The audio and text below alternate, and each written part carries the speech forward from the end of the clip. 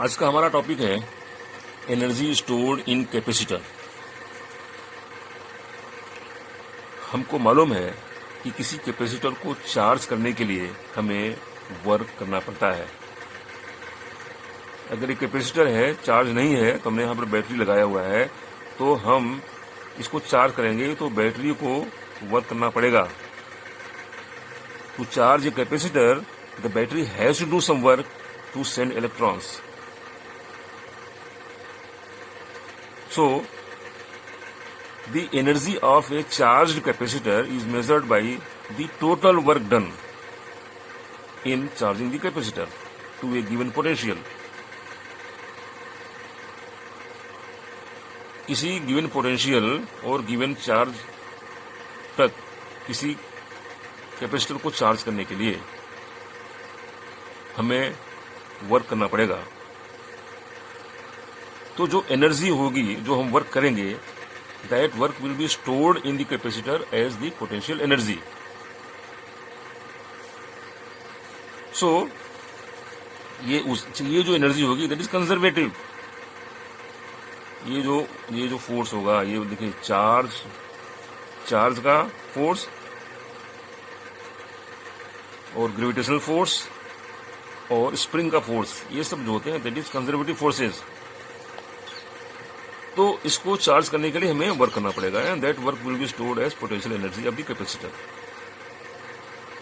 सो charge करने के लिए मान लिया एक छोटा चार्ज dq हमने भेजा, इसमें एक प्लेट से दूसरी तरफ प्लेट को भेजा, और हमने एक इंटरमीडिएट हमने चार्ज माना q डैश और वोल्टेज माना v डैश। तो जो हमारा जो वर्क डन होगा, जो काम करेंगे, एक dq चार्ज को वहां पर ले जाने के लिए, that will be equal to v dash dq। पहले से हमारा जो यहाँ पे पोटेंशियल है दैट इज v डैश, और इस पोटेंशियल पे हमको चार्ज ले जाने के लिए dq हमें वर्क करना पड़ेगा v dash dq, small work done. ठीक है, फिर उस स्मॉल वर्क को हम 0 से q तक इंटीग्रेट कर देंगे तो ये निकल आएगा। So this will be our strategy. Total work निकल आएगा and that work will be energy. ठीक है, तो इसको हम शुरू करते हैं। तो हम ये जानते हैं, जैसा कि बताया हमने, small work done, small work done in bringing the charge dq to plate। मान लिया ये dw है, so that will be v dash dq। हमको पता है कि v dash equal to q dash by c। यहां पर c क्या है? This is the capacitance. So this will be equal to q dash by c dq। This is the small work done. Total work done निकालने के लिए हम क्या करेंगे? इसको इंटीग्रेट करेंगे from 0 to q।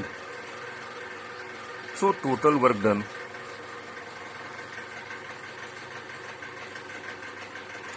in charging capacitor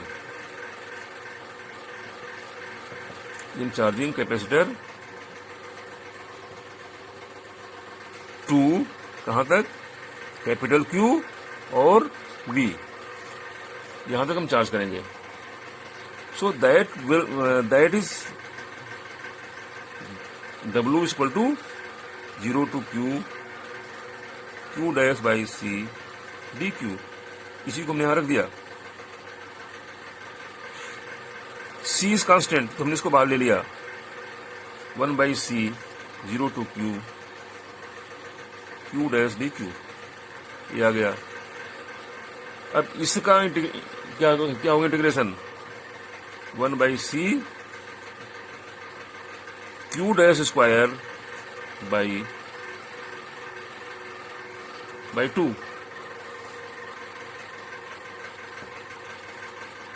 zero to Q.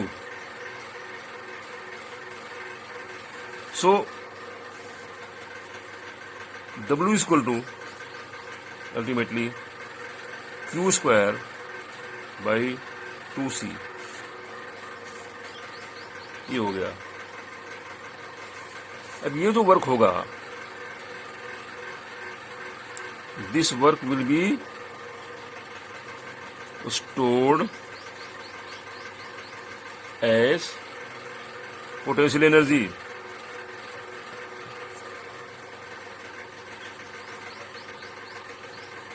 U in the capacitor. So this U will be equal to Q square by 2C. ये निकल आया. अब यहां पर हमको पता है कि Q is equal to क्या होता है, CV. अब इसको हम डिफरेंट फॉर्म में लिखेंगे, V के फॉर्म में लिखेंगे, ठीक है, CV के फॉर्म में लिखेंगे, QV के फॉर्म में लिखेंगे, ठीक है. तो यहाँ पे हम पहले लिखते हैं QV के फॉर्म में. सो दिस विल बी, यहाँ पे C का मान रखेंगे और निकालेंगे यहाँ पे. So this will be equal to half QV. जहाँ पर C है वहाँ पे लिख दीजिए Q by V.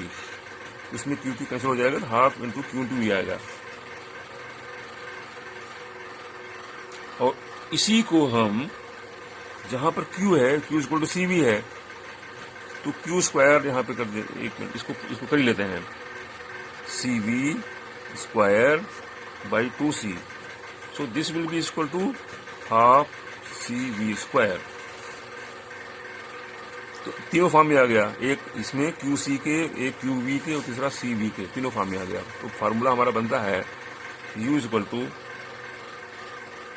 Q by 2C will be half QV is equal to half CV square. This is the expression. अब इसमें एक और टर्म आता है एनर्जी डेंसिटी, वो भी इसी से निकलेगा. एनर्जी डेंसिटी ये क्या होती है, energy stored per unit volume of capacitor. This is energy stored per unit volume of capacitor. ये होता है स्मॉल u, मान लिया. This is half epsilon naught E square. ये होता है. अब ये कैसे निकला, ये भी निकाल लेते हैं. हमको पता है U equal to what, Q square by 2C, ठीक है. हमको पता है C equal to epsilon not A by D. इसकी यहाँ पर वैल्यू पुटअप करें. So Q square by 2 epsilon not A by D. So this will be equal to Q square D by 2 epsilon not A. This is value of U. और energy density क्या होती है, energy density क्या है, energy stored per unit volume of capacitor, ठीक है. तो इसी के टर्म्स में लिखते हैं हम. सो एनर्जी डेंसिटी विल, मान लिया U है, ये तो U होगा ही, that will be equal to U by volume. And volume क्या होता है, U by A into D. A is the area of the plate and D is the distance between the two plates. दोनों multiply करेंगे, volume निकल आएगा. So this will B Q square D, ऊपर वाला इसको यहाँ रखा हमने, बाई 2 एप्सिलॉन नॉट A. नीचे AD, हमने यहाँ पे A इंटू D कर दिया. यहाँ पे A स्क्वायर आ जाएगा, D कैंसिल हो जाएगा. So this will be equal to Q square by 2 epsilon not A square. अब हम को ये पता है कि Q square by A square को हम रखते हैं. देखिए Q बाई एक होता है sigma. Charge density, sigma is equal to Q by A, ये हमको पता है, ठीक है, ये पता है हमको। तो इसको हमने रख दिया सिग्मा के टर्म्स में, सिग्मा स्क्वायर।